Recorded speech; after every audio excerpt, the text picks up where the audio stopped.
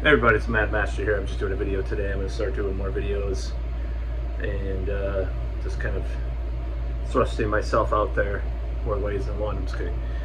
So this video today is just kind of a little commentary about the Middle Eastern conflicts in general. And I know some people will get offended by this, but I just wanted to do a thought experiment. So I do have some spiritual beliefs that are beyond, the natural, the preternatural or supernatural somewhat.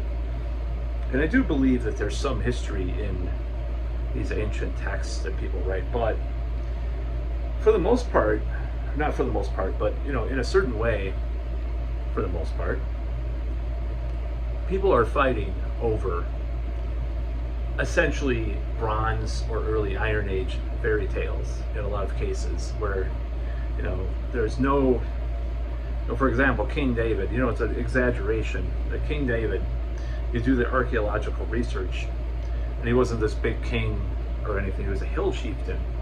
So you look at some of this history, and actually it's just very exaggerated, or a lot of it didn't happen at all. Was there an Adam and Eve? Oh, come on.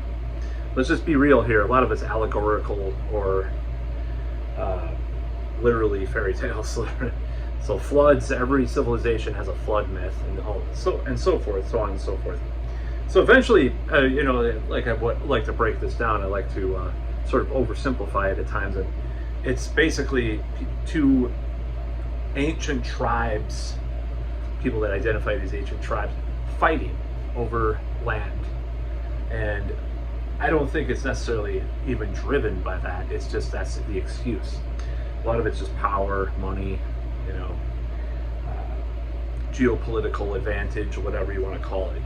Brzezinski talked about it or whatever. So I say, what about this is this is why I hate both sides of this story. Of course, one is the David and one is the Goliath at this point in time. Of course, the Palestinians being the David, and ironically, and the Goliath being Israel. So I am not for.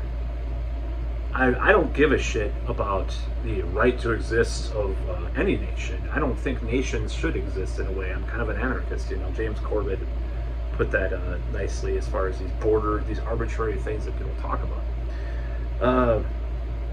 If I had to choose, though, I would say make Israel a fully secular state with equal rights for every religion. A constitution that says, that. Now the right to return and stuff, well, we've had that for 70 years. Why not just have a normal nation? Now, I know this threatens a lot of people. I'm an anti-Semite. Let me tell you how I think about that. People will call me that, of course, because even though if I was truly that way, I'd get myself killed, because I am of the chosen people. So nevertheless, more than I even realized in the past, even looking back on some of the family history and languages that were spoken by relatives and stuff, I'm like, whoa,